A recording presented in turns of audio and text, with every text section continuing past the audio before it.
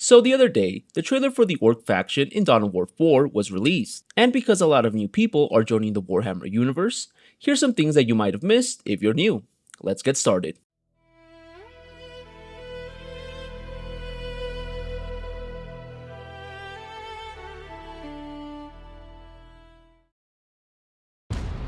The planet behind them is called Cronus. Cronus has a dark and long history, expanding all the way back to the Horus Heresy, where both loyalists and traitors fought on the planet. After the Horus Heresy, the planet was basically abandoned and was taken over by the Tau Empire. After that, the Dark Crusade began, and multiple factions fought for control over the planet, such as the Tau Empire, Aldari, Necrons, and Orcs. At the end, the Blood Ravens were able to capture the planet once more, and was brought back into the Imperium.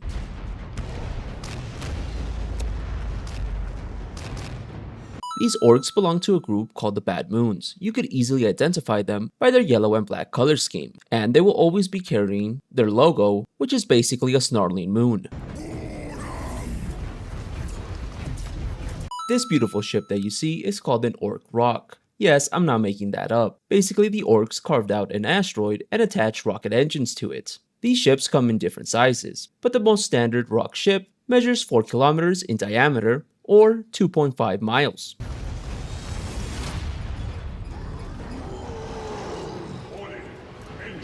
The person you see on screen is Jonah Orion. He is the chief librarian of the Blood Ravens. Basically, he is a space wizard. Now, the space marines that you see on screen are the Blood Ravens. Sometimes, if you are new to Warhammer, you might confuse them with the Blood Angels, simply because they share a similar color scheme. Now, the Blood Ravens, the ones on screen, are generally red with white in the shoulder armor, while the Blood Angels are completely red.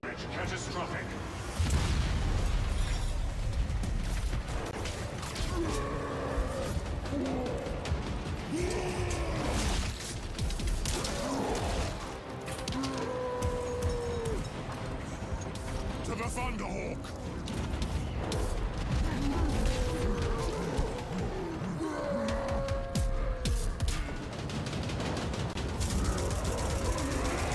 The orcs you see on screen are basically an upgraded version of the infantry orc. They are called Flash Gits.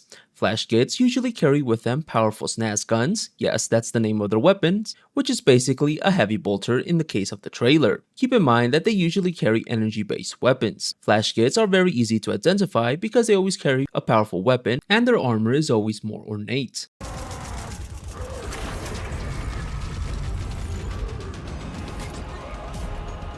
This incredibly handsome guy is Sergeant Cyrus. He is a Space Marine scout. These Space Marines are called Incursors. They specialize in close quarter combat.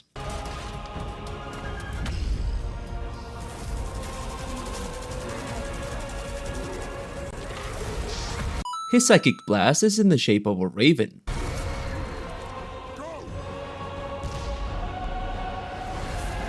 Now, the ship that you see on screen is classified as a strike cruiser. A strike cruiser is able to carry 100 Space Marines, or a full company. Now, this number is very inconsistent within the lore and heavily depends on the writer and the situation at hand, but generally speaking, a full company is 100 Space Marines. Now, the other two ships that you see on screen are called boarding torpedoes, and they are used by the orcs. Yes, that's right, orcs basically launch themselves on board of a torpedo to be able to board enemy vessels.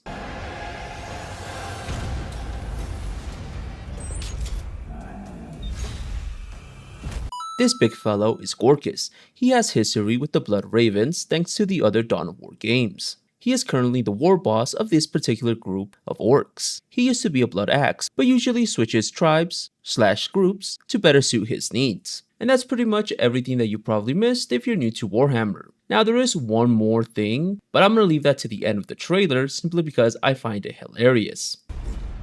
Now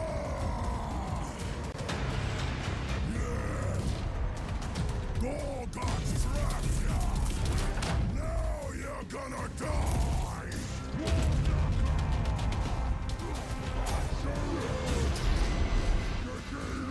This one is mine!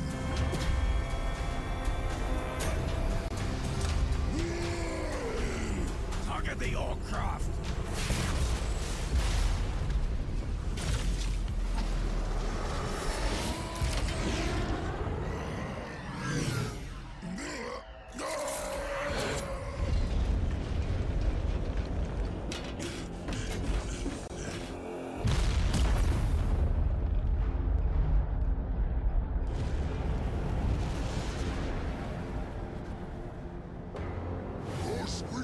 crashing into the planet. Yeah, good. They won't get away this time.